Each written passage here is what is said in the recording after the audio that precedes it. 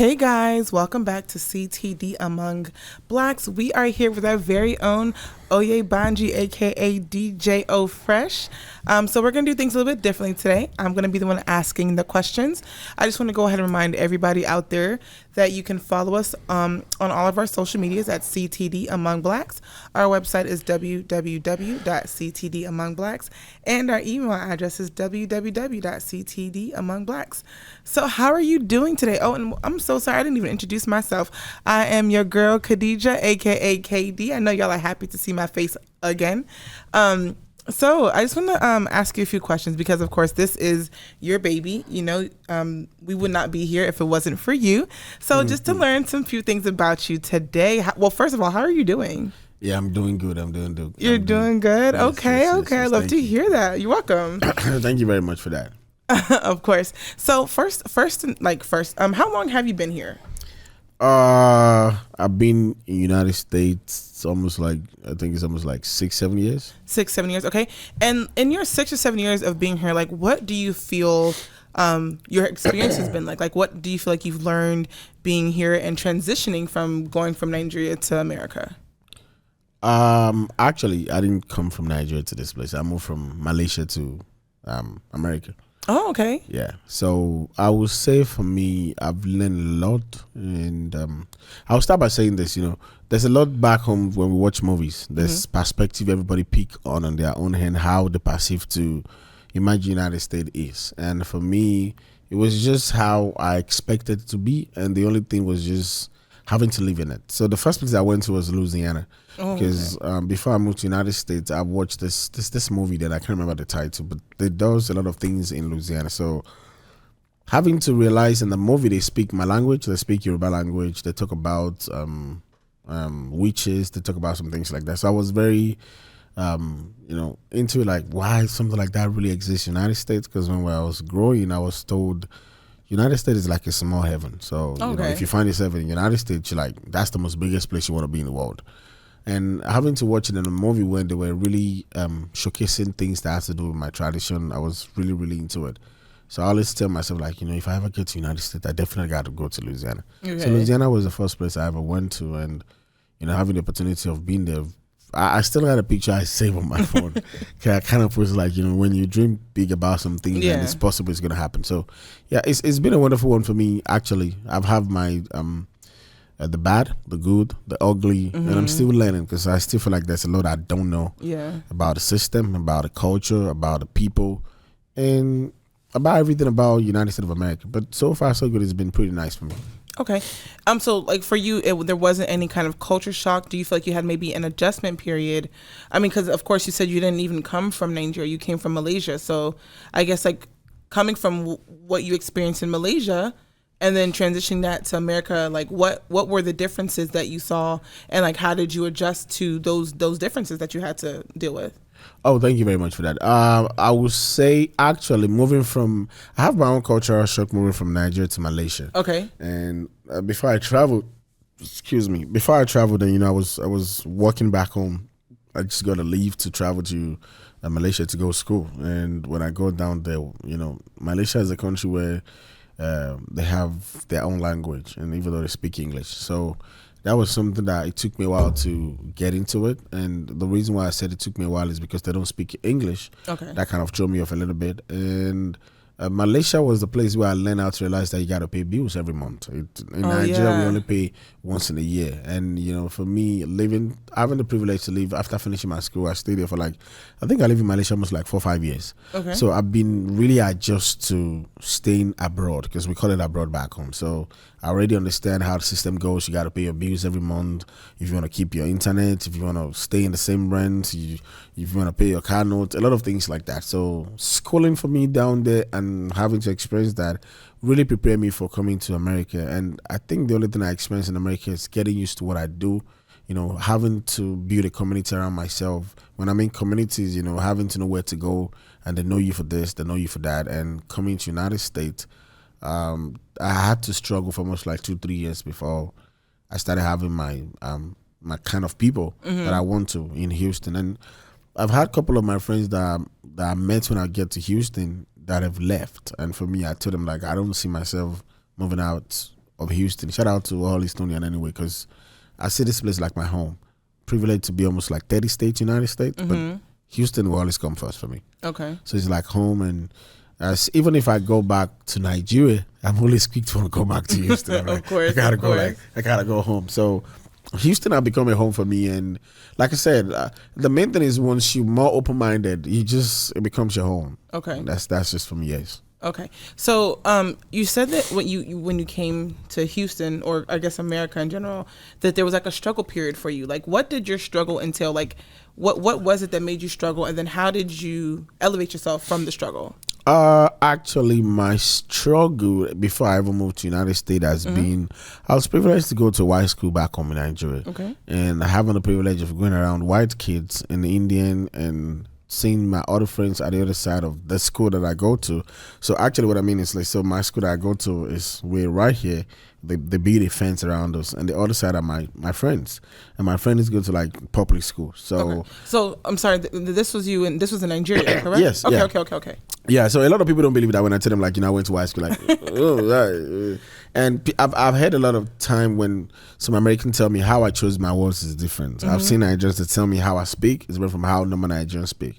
Maybe because I went to high school, so it wasn't like my parents were rich, but they just want me to be around, rich people to have some. I don't understand why. Maybe give you a little leverage. I can't really say, but I think it helped me to where we are today. Okay. And why I say that is, since I was a kid, I've always had a problem understanding why my friends are always other side of the fence. I didn't have a parent to really explain to me like, we're trying to give you a better life. Yeah. But being in the midst of rich kids in the school, and in the night, I'm with my friends. So what they do, my friends, they ask me questions like, how has it been with those your friends? What do you guys do? And I think that what carried me to Malaysia, to United States, because I become somebody that want to advocate for Black people. Yeah. Like my African people, I feel like I want to ask questions. There's some things I don't know. And it took me a while to realize that is where this genesis of even the podcast we're doing right now come from, because having to grow up where I have rich kids that they're not really my friends.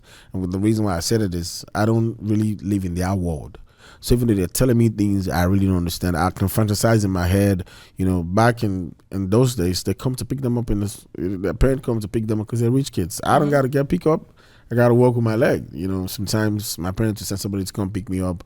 And going on with my friends that the other side of the road or the school change a lot of things in my head. So I've always been young, want to know why are they in this side. And so when I come to United States, I kind of start a YouTube ranting then, which I didn't understand. So my struggle becomes because I didn't expect Black Americans will criticize how I talk. Okay. Even though I watched it in a movie, I didn't still understand that it's gonna be different. I remember when I was watching this movie, Love Don't Cost a Thing, and I really repeat this line I'm about to say. It's from Nicky Cannon, and he said, "I love blended mocha lattes," something like that. So I would replay American movie just to make sure I could get it right. So you can learn how to say blended mocha lattes? Yeah, then say it now. Can you say it now? Blended mocha lattes. I still got my accent. You still have the accent. It's okay that I but yeah. So to let you know how deep I was trying to get into it, and coming to United States and being privileged to work in some places, I kind of experienced it from Black people. And what happened was I didn't really know how the system worked. And this is one thing about African that I've heard in a couple of places I've worked. Maybe me. We just love to, if you pay me, I want to do what you pay me for. So when I started the job, I started working hard. I was just like, shit, it's hard to really pay your bills. You got to do what you got to do. So I didn't know they were trying to notice me. So within 3 months, they make me the lead of a team of people that have been there for 2 years, which I didn't understand. So when I become the lead of the team, people were playing with me when I first got to the place. I'm this guy, you can make fun of me. I don't really get mad about things because I'm open-minded to realize you might not know some things. Yeah. So over time, I would tell like what you say yesterday might be offensive, but I know you don't know, so I'm cool with it. So I make a lot of friends around them. So when I become the lead, life changed. And when life changed, and I'm saying this to every Nigerian out there, like it was a bad experience for me. And when I say it was a bad experience, being an accountant from home where I got people to go do things for me. Nigerian we really hold hierarchies in workplaces. So being an accountant where I have people that work for me and coming to the United States, finding myself around people that I know for a fact, I would tell them to go do things for me. And having to be called out, had to be, subjected to the fact that somebody told me like, this is America. You can't be my lead because of your accent. I don't even understand half of everything you're saying. It threw me off a while, and after they did that, I still tried to talk to the management, and we kind of sorted out. They went far by trying to come with a knife. This is something that it becomes kind of, they've broken my wipers, and the only question I'm asking myself is, why would a black man like me want to do all this since a black man like me? Wait, I'm sorry. So you said like a coworker came at you with a knife? Yeah. Wow. Okay, so was that like slightly traumatized? I mean, I want you to finish what you're saying, but for me, I wasn't traumatized because I wasn't kind of like, what I mean by saying that is, I'm from a country where you got to hustle, you got to leave. Yeah. So I understand the street code to the level that I understand. And I'm a very educated person enough to know if you kind of move like this, I got to move like this. So I wasn't scared to expect anything of such, but I was just amazed that somebody from this end could move like that. Yeah. Why would you want to do that to an American person or a black person? To me, personally, I thought we were one, and I didn't snitch on the person, but I kind of reported to the management. I didn't talk about the knife. I mean, that's your safety, so I would have snitched too. I'm not mad at you. I couldn't snitch about the knife, but I kind of tell them like I'm leaving the job, and they call a big meeting, and everybody kind of like, and they asked me like, what do I want to say? I said the only thing I just want to tell them is be more open-minded about, even though it's your country, just for the next African that might be coming after me, just be more open-minded and talk to them. Don't the quick things you think is funny might not be something that's funny to them, and if they tell you it's not funny, so they apologize and we're sorry. I'm like, nah, I don't feel like I want to work, because actually my mental state, it wasn't a job I would do. I was just trying to hustle to pay my bills. So of course, I just walk away. So that kind of take a hold. And another thing that I think I experienced in America is Americans are so much how should I use the word, like at first, a lot of Americans I was coming across are the one that's so I don't want to use the word ignorance, but they're not ready to open to understand Africans. Okay. So I think for my first 2 years it was a bad one, because everybody I was coming across was just not more open-minded to know the kind of person I am. They were just trying to like talk trash on every African. Yeah. So at first I was like, man, so that kind of intrigued me to always want to ask questions from people like, why do you think it's like this? Well, what do you think about Africans? What kind of music do you guys listen to? What do you think we listen to? And that has been my way of learning, and today I don't really have any problem with any Americans or anybody like that. Okay. So so first and foremost, like, sorry that you even dealt with that like within your first few years of being here, because I mean that must really suck to like be attacked at your workplace. So, and that's not even common, I think, because I'm Nigerian, and I don't think I've ever experienced anything like that. And I guess maybe I don't have an accent, so that never. Well, I guess it's like no, that accent. never happened to me. So like that's a horrible thing to have to deal with when you first come here, especially like in America. It's like the land of the free. Like, oh, come get your white picket fence dream. You know what I'm saying? Don't get me wrong though. We have people back home that do things like that too. But like I don't want to say it's expected in Nigeria, but like it's different. You know what I'm saying? No. For real, yeah. we have it too back home. When I mean we have it back home, it's like we have tribalism issue too. Yeah. So it's just like I don't experience it like that back home, but it's something we know, like, when you're from this side of this country, Nigeria, and this side, I don't want to go into that, but we do experience things like that back home too, but it's not just something I expect. I was expecting, when you feel like you watch a lot of movie that makes you feel like American are like this. Yeah. So I was expecting black American to be like this. Didn't come like and that. And then when I see them, they make me feel like, no, you ain't shit. Oh, damn. Yeah. Okay. Well, I'm sorry. Once again, sorry. I mean, I'm not. Yeah. It's fine, man. They've helped me to be where I am today. So like after you experienced those struggles, like I know you said it was like the first 2-3 years you were here. Now you're in your year 4 to, I guess, like year 7, right? And yeah, something like that. So now you've adjusted. You've kind of figured out where you're going, what you want to do. Like, what were the things that you see that changed? Like, what has gotten you this far? For me, I think the number one thing I would tell everybody is my dad would tell me back home in Nigeria, like, anything you see, read. It makes sense? Read. Yeah. It doesn't make sense? Just read. If you see a flyer on the road, take it and read. If you see a poster, take it and read. And I think that helped me to be more open-minded. I think for me, being more open-minded have made me to ignore things that I don't have to think about. And being more open-minded have given me things that I would never have think of getting. Yeah. So, and that has been one thing a lot of Nigerians don't know. And when people see me, they be like, "Oh yeah, you doing this thing?" Da, da, da, da. And one thing I would like to tell anybody that comes from Nigeria is this: just be more open-minded. When I mean open-minded, doesn't mean just open your eyes. I mean be more open-minded in your mind, because there's a lot of things that we think we know being a Nigerian, even though we might think we kind of go to school, all these things. But I can bet with you, those Americans that you look down that don't go to school know so much that could put you 3 steps ahead of, a journey of 3 years. They could make it 3 days for you, and you'll be so shocked because that one person you look down on might be that person that will really, really help you. And for me, that has been one thing. Coming here, I've struggled a lot when it comes to job. I went to school. I got 3 degrees. I got one. Educated black man. We see it. Yes. It's something that African had to. Our parents put it in us because my dad has 3, and you got to make sure you got to have 3 degrees. And that's something I try to make sure I do. And I'm not doing it to impress my dad.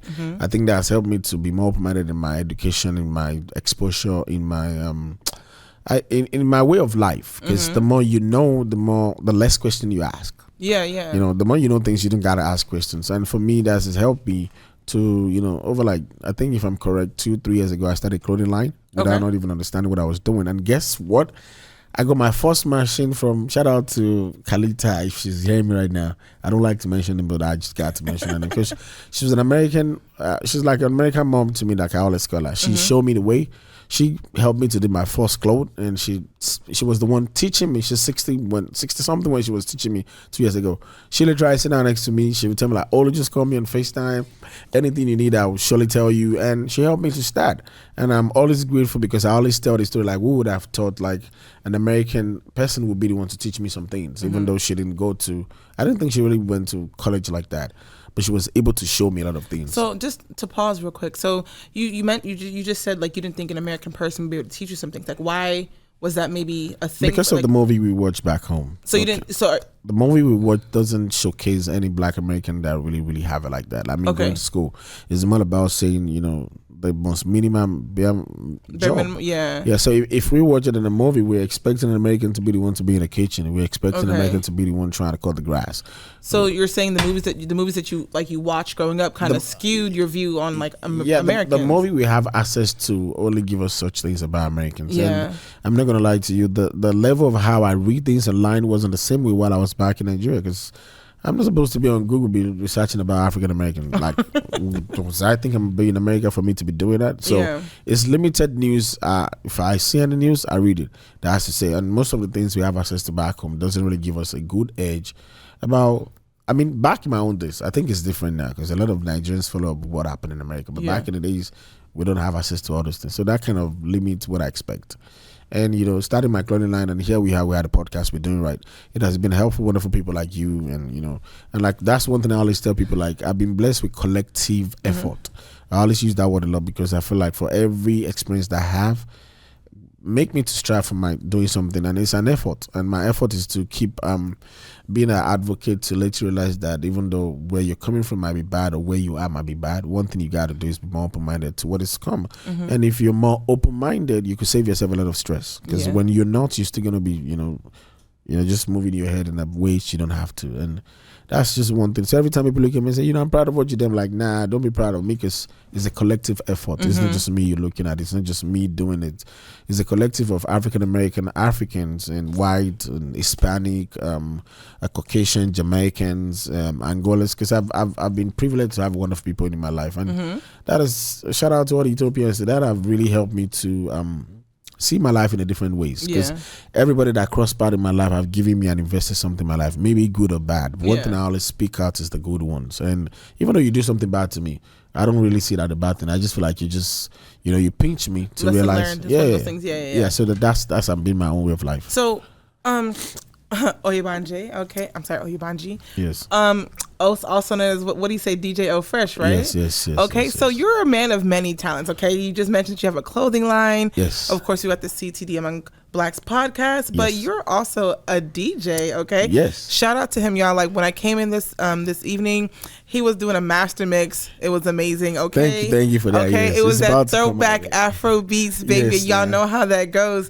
So like, for you to also be a DJ, you know, like what led you to that? Like what inspired you? Like what were your music inspirations that like made you want to become a DJ? Okay, so in that part of DJ thing, I think it's just something in my family lineage. Oh, okay. So I'm from a home where my grandpa was one into like a team of people that sing. Oh, okay. And can you sing? Yeah, I can sing too.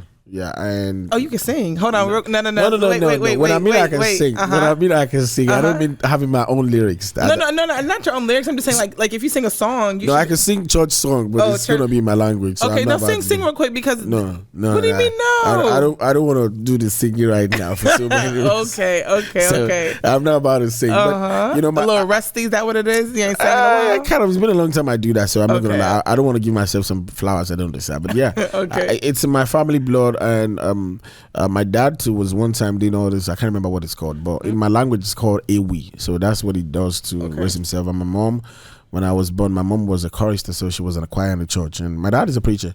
And you know, because of that, every part of my family member with 3 boys, we all have something we do. My junior brothers, they play drums, they play keyboards. I can play drums. I can do keyboards too and stuff like that. So, and I can play a little bit of gongo, a little bit of that. So I can play conga, I can play drum set.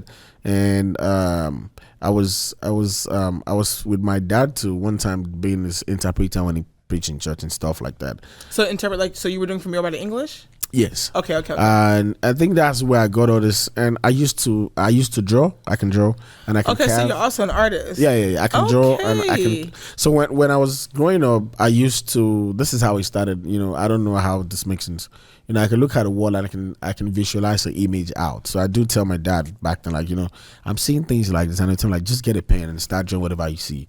And that kind of make him to send me when I was young to at school to start learning how to carve. So I can, if you give me, I have all my tools back home in Nigeria. If you give me a tool, a big tree, I could carve something out of it. Oh, wow, and that's my first job is still back on my parents' house. So I've always have artistic way in my life. I just lucky. Yes, I'm jealous. I wish I could do.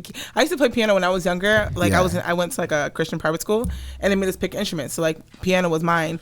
Ask me if I can play piano now. Probably not. I wish I could pick it back up. I'm jealous. But anyway, go ahead. So I think it's been something, but how I got into the DJ, shout out to DJ Kolo, and that's my boss anyway. He's the one that put me on into it. I kind of do DJ 2-3 times back in Nigeria, but I stopped because it was becoming kind of like, gang shit, having cultism thing. So I kind of like, I'm not about Step to back. this. Yeah, we ain't about Yeah, to but when I go to United States, I don't know what happened, but I listen to a lot of American music a lot. Like I listen to a lot of American music. So like right now, if you were to say like American music, what would be like your top?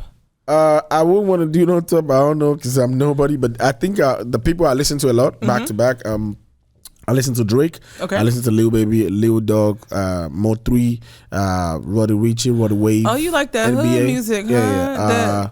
Yeah, and I listen to Jay-Z a lot. And I listen to Kanye West. I listen to lyrically inclined, all right. Yes. And I think when it comes to lyrics, it's more about Lil Dog, Lil Baby, and Drake. Those are the 3 people I kind of back to back listen to. Meek Mill too, because Meek Mill helped me to understand. I think I listen to Meek Mill because he be talking about everything that happened in the hood, like growing up, you don't get to get food. So true that baby too. I think listening to them songs have helped me to understand a lot of things. People don't know that. When you really, really listen to their lyrics, they're really telling their story. Yeah. And for me, I just don't know how to develop it. So when I find myself in the midst of Nigerians, they always ask me like, how the hell you listen to that kind of music? I said, I don't know. So when I'm my boss, he was the one that put me on the digit. It was like, Fresh, if you can listen to all this kind of music, I think it will be a nice thing because I listen to you and if any new music come out in Nigeria, I just don't know. The same day I'm listening to it. Okay. I'm not the kind of person that spend time online. But my intuition just go online. And so when it comes around me, I'm like, bro, do you listen to music? Like, how do you always listen to all this? So it's like, you know what? If you want to, I can train you to become a DJ. So that happened and you learning? No, right here. 2 years ago. Okay. 2 years ago. Oh, you're only 2 years in the game? Yeah, it's just 2 years ago. So when look at you. It was like, if you want me to teach you just got to, I'm like, let's go. So we went to the guitar place. Okay. And, Guitar Center, is that what it's called? Yes. Yeah. Okay. So we went to Guitar Center and it was like, you got to buy this. I'm like, I'm buying this. You got to buy this. I'm buying it. It was like, oh, you really, really serious? I'm like, bro, I don't play, like, just put me on. And that's how I got the thing, and it kind of showed me 2-3 times. And it's like, okay, you got to take it slow. Like, nah, I'm not about to take it slow. So fortunately for me, a friend of mine, shout out to Okwe Ashake of Houston, was like, bro, I just got the house. I was like, you know what, bro, just help me, allow me to play in your house. Like, since you just opened the house, just pay me small thing you can afford to pay me. And it was like, oh, he was like, I don't want to do noise. I said, because of me, you do noise. Let me come and play for you. Not noise. Yeah, That's the music, so, the noise. Yes.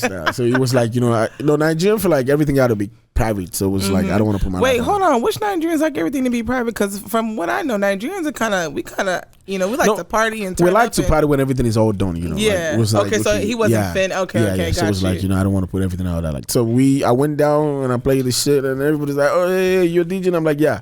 And that's been my story. And since then, the amount has increased and increased. Okay. And because I love music, it kind of helped me so quick to really adjust to it. And trust me, even my superior always tell me, like, I still don't practice enough like I'm supposed to. But I think it's me, just when I jump on the things, I'm always grooving with the music, because I listen to a lot of music. Yeah. I don't got a problem.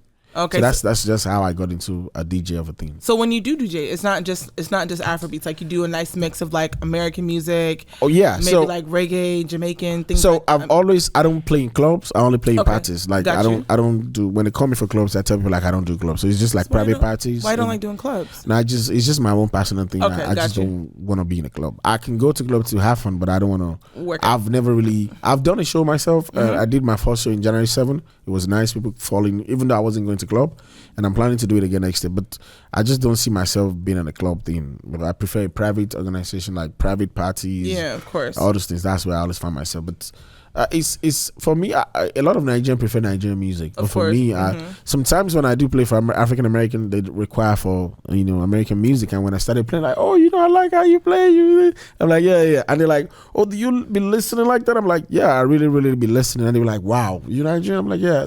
You really listen like that? I said, yeah, I don't know. That's part of me. I just embrace that culture so much. Okay. And it's been very helpful for me. So, and I know, like, so to bring it back a little bit, I know, like, we kind of segued a little bit, but you talked about how you interpreted at the church for your dad when you were about to English. And so, like, with that being said, because a lot of people feel like, oh, in Nigeria, like, we speak English, right? Because I'm also Nigerian, side note. But, like, sometimes people feel like there's, like, even though you speak English, it's like English with an accent. So then it doesn't even sound like English sometimes. So do you ever have like an issue where like just here in America where you have like a language barrier issue, like when you compared to like when you first got to America and then like compared to now, like what has that been like with people being able to understand you when you talk or things like that? Thank you for that. People still struggle with how I talk. And I'm going to tell you how. So I'm a kind of stubborn person too. So yes. I kind of want to do things. You're a Taurus, aren't you, right? The last time I checked, I think that's what it is. Okay, yes. Tauruses are stubborn, so I understand. I'm a Taurus too, that's why. Oh yeah. Shout out to all Taurus out there. So yeah. I kind of make it hard for people. But the thing is, no discrimination to this. When I talk to white people, they understand everything I say. Mm-hmm. Everything. They don't even, like, I like your accent. You're from Africa. I'm like, yes. And is that like from since you stepped foot in America? Is that since you have stepped foot in America? Yeah, I don't. That white people have never had a problem. I've never had any white people tell me like I can hear what you're saying. But when it comes to Black American, because I have a very I do tell people like I have a family now. Like when we talk, they're like, "Oh, just slow down, Jesus, just take all your words one after the other." And after that, we have language miscommunication because sometimes I might mean like saying something and they might think I'm saying something else. So that do happen often, but over time they've tried to teach me, and I still, like I said, because I'm stubborn, they try to teach me some words I find it hard to say. Okay. And I'm bad in, twisting my tongue. I don't know. I wasn't blessed with trying to speak like an American. So when they tell me like, I'm going to teach you how to do this, I really, really don't get it properly like I'm supposed to. I'm like, nah, just leave me. I'm cool with my thing. That's what makes me African. Like, I'm not about to speak like American. So that's that for that. When you say speak like American, I would never speak like an American. It's not possible. I don't know if any Nigerian out there that try and want to speak like American. I don't think it makes no sense because you're not about to get that thing right. Like, no. Now, what is speaking like an American to you? I don't even know. I think Americans sometimes speak some words backward. Just like how Nigerians speak some words backwards. Yeah, like just what? Like how there's a common thing I always say to Americans. They say, "I'm coming back." They say, "Boy, what the hell you mean you coming back? Come here, come here." I'm like, oh, I'll be back. Things like that. So Okay. There's a lot of American words that to me is like phrases that we have that okay, don't cross over. Yeah, and there's a lot of American words that when you put it in writing, that shit is offside. Like, not offside. You go like this, but no disrespect to all Americans. Shout out to all Americans anyway. But so so before we move on, so what do you prefer speaking Yoruba or do you prefer speaking English, or like what's more comfortable for you in general? So actually, I've never been conscious to realize that part. When I see my Nigerian people, I just switch to. Okay. No, I'm lying. I don't really speak Yoruba like that. What? Yeah, I don't. I just mix it. You just mix it. So your Yoruba's not even fluent? Because I didn't go to Yoruba school. I went to white school. But you grew up in Nigeria, so my Yoruba is sound. I could use proverb in Yoruba, but what I mean when I'm talking to people, I only use Yoruba once in a while, like small one. Like I can't even talk to a Nigerian in my language. Like when Nigerian will still ask a Yoruba woman out in Yoruba, I've never tried it in my life. So you can't toast me in Yoruba? Is that no, I've never tried this in my life. Wow. No, I don't know how to do it. That's crazy. I don't know. Hey, Yoruba is sweet too. I know, but I just don't know how to do it. It's an awkward thing for me. Really? Yeah. I never even use it. I can mix it when I'm talking, but I'm not about to go. I would like that.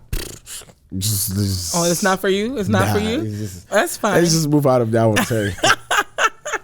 That's perfectly fine. So, and so once again, we've touched on the fact that you've got your clothing line. And also, is your clothing line still going on? Like, what's going on with that? So, shout out to everybody that supported my clothing line when it started, and it's just black and bold, connecting the dots. And it's Africanrootstore, LLC. I had a wonderful team, and we just put everything in the pause. Okay. And one of the reasons why we put it in pause, because, coming from Nigeria, I was approaching the business world just like how we do things back home. And that kind of crippled my experience.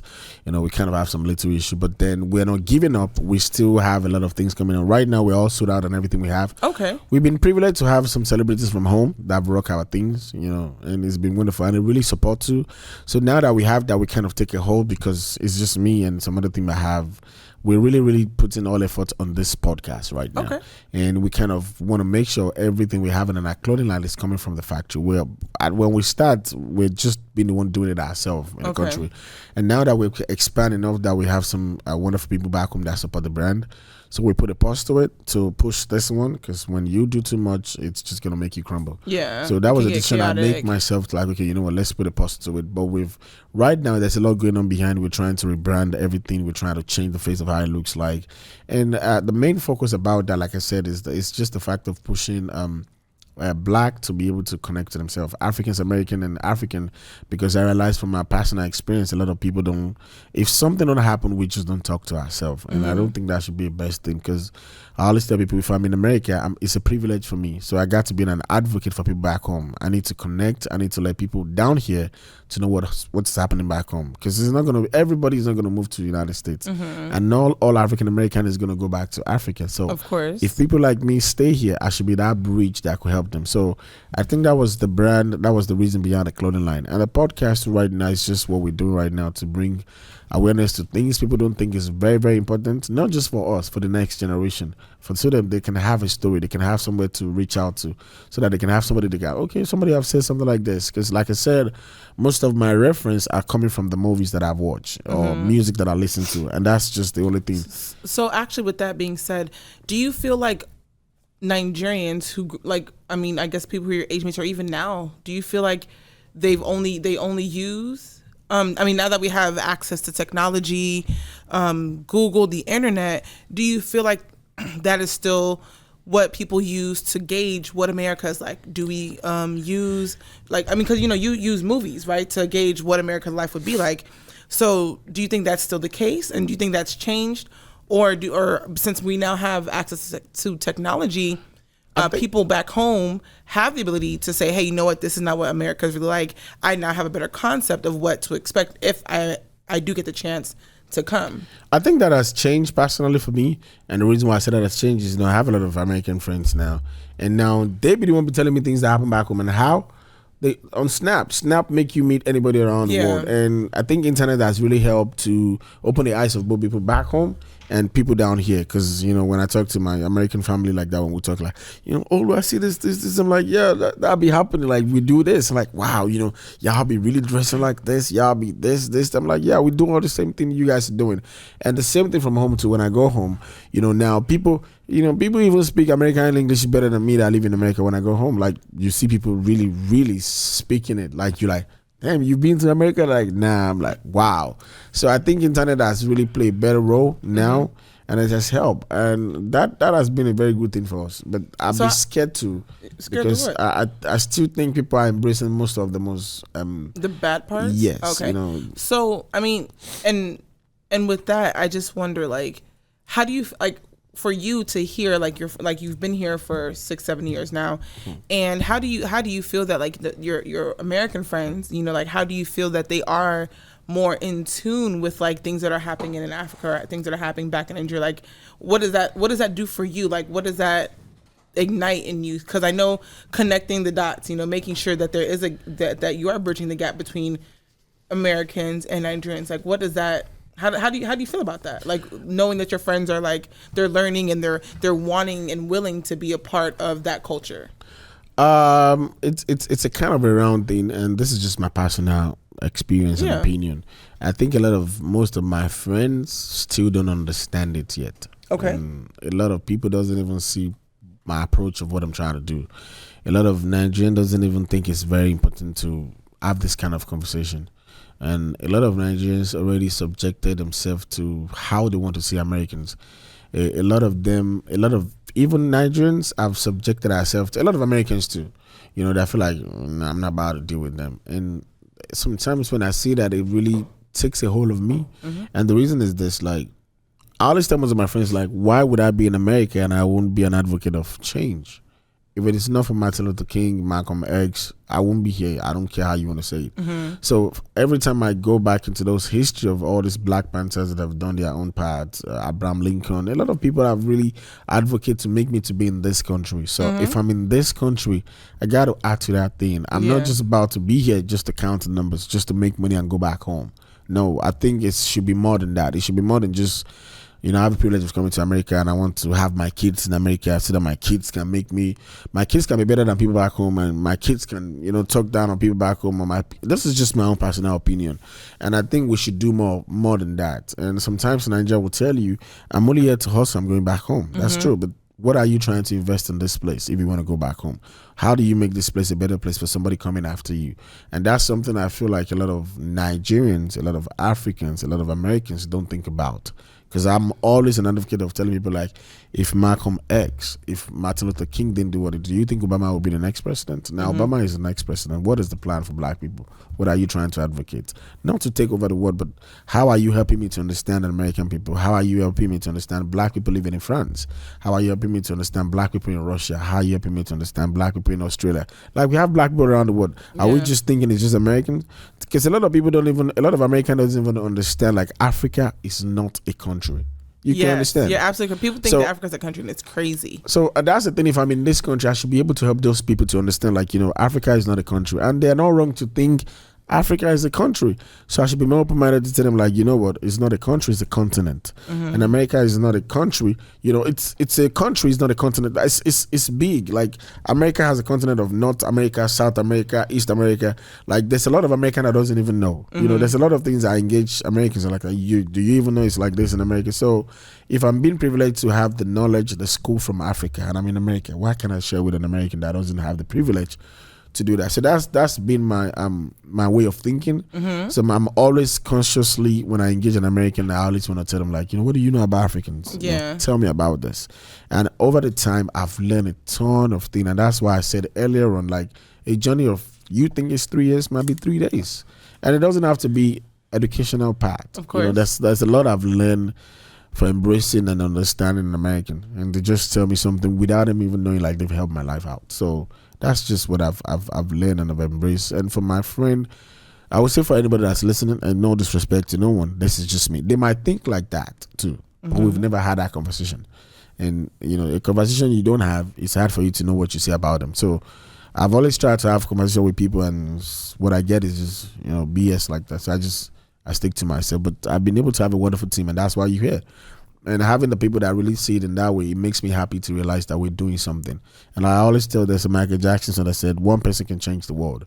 It doesn't have to be thousands of people. For the fact that you can understand what I'm saying, we're doing something. For the fact that whoever that's listening right now can, tap on the two things, I'm happy to do that. And I feel relieved, I feel fulfilled when I get that from people. When I realize I could see somebody that could see things in a different way. And that's been one of my goals. Well, you know what, Oyebanji, thank you so much. This has been eye-opening because we've definitely learned some things about you and what has led you to CTD Amongst Blacks, because this is such an amazing avenue, such an amazing tool for people to learn about both sides, honestly speaking, because it's so many different people who are going to come through here. They're going to share their opinion. They're going to share their opinion and be able to reach people from all over the place. And thank you so much for being so open. Thank you so much for taking the time to do this with us. Oh my God, this was a blast. I want to thank you guys again for tuning in. Thank you so much. If you have anything you want to say to us, any comments, any feedback, please, our email address is www.ctdamongstblacks.com.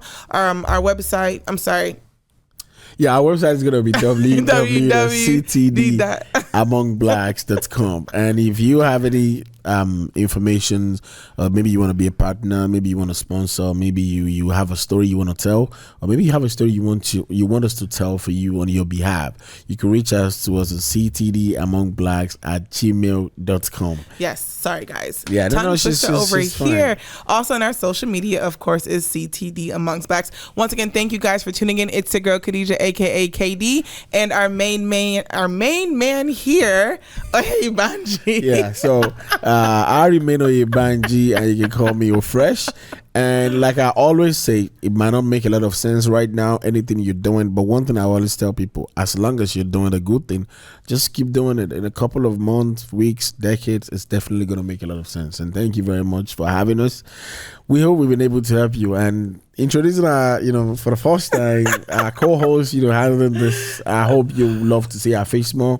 And for you out there that you feel like you want to join this team, you can reach out to us. We can work some things out. If you want to be a part of this particular team, we have people, shout out to all our teams from London. We have people working for us from Nigeria, and we're in the United States. And, if you feel like you want to partake with us and you like to be a team, you definitely can reach out to us, and we promise you we'll definitely see how we can bring you on into this thing. Because what we're doing is not for ourselves, it's for the culture, and we're ready to embrace anybody that wants to help the culture to the next level. So thank you, and it's been wonderful having Kaydee, Khadija, and Harry been Fresh. Until the next episode, thank you very much. Yeah, now.